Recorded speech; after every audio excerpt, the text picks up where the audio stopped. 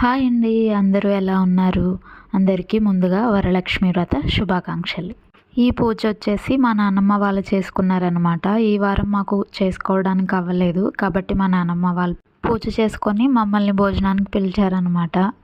ప్రతి సంవత్సరం కూడా మా నాన్నమ్మ వాళ్ళ ఇంటికాడ వరలక్ష్మి వ్రత కథ మొత్తం నేనే చదువుతాను. ఈసారి మాత్రం మా చెల్లికి దక్కింది ఆ ఛాన్స్. చాలా త్వరగానే అమ్మవారికి కావాల్సిన అన్ని నైవేద్యాలు కూడా సిద్ధం చేసేసుకుంది. తన చేతులతోనే వరలక్ష్మి అమ్మవారికి పువ్వుల దండ గుచ్చుకుంది. బయట నుంచి అయితే తెప్పించుకోలేదు, కానీ తన చేతులతో గుచ్చుకుంది. అది నాకు చాలా మంచిగా అనిపించింది అనమాట. చాలా నిండుగా కూడా గుచ్చింది. నాకైతే మా అమ్మ గుర్తొచ్చింది ఆ దండలు చూస్తుంటే.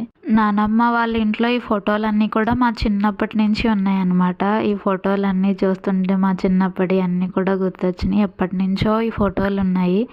ఆ మెమొరీస్ అన్నీ గుర్తొచ్చినాయి అనమాట చూస్తుంటే. సారీ వరలక్ష్మి వ్రతానికి మా నాన్నమ్మకి కొంచెం టఫ్ అయి ఉండొచ్చు, ఎందుకంటే నెక్స్ట్ డేనే మా చెల్లి 5th మంత్ వచ్చి వాళ్ళ అత్తగారింటికి వెళ్తుంది. సో తనకు కావాల్సినవి అన్నీ సిద్ధం చేయడంలో కూడా కొద్దిగా బిజీగా ఉన్నారనమాట. ఈ వరలక్ష్మి వ్రతం అయితే నాన్నమ్మ ఇలా చేసుకున్నారు. ప్రతి సంవత్సరం కూడా వరలక్ష్మి వ్రతానికి ఇలా బుట్టతో వడ్లు పోసి అమ్మవారి దగ్గర పెడతారనమాట. అలాగే గాజులు, అరటిపళ్ళు, కొబ్బరి బొండంతో పక్కన పెడతారు. ఈ సంవత్సరం కూడా అలానే పెట్టుకున్నారు.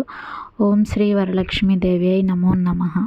కరెక్ట్గా మేము వెళ్ళేసరికి పూజ అంతా కూడా కంప్లీట్ అయిపోయిందనమాట. వచ్చిన వాళ్ళందరికీ కూడా భోజనాలు పెడుతుంది. తనే మా నాన్నమ్మ, తను మా పిన్ని, తను మా చెల్లి చార్మిల. లోపల నుంచి వచ్చేది మా నాన్నమ్మ వాళ్ళ అమ్మాయి రామత్త. మేము వెళ్ళేసరికి నాన్నమ్మ వండిన వంటలన్నీ టేస్ట్ చేసేస్తుంది అనమాట. అన్నీ ఎలా ఉన్నాయి ఏంటి అని. నాన్నమ్మ వంటలకైతే పేరు పెట్టడానికి లేదు, అన్నీ కూడా సూపర్గా ఉంటాయి. ఇదిగో నాన్నమ్మ వండిన ప్రసాదాలు. ఇది వచ్చి పులిహోర, బూరెలు, సాంబార్, అలాగే పరమాన్నం, కుడాలు, గారెలు, అలాగే ఒక పచ్చడి, ఒక బంగాళదుంప వేపుడు. అన్నీ కూడా టేస్ట్ అయితే చాలా చాలా బాగున్నాయి.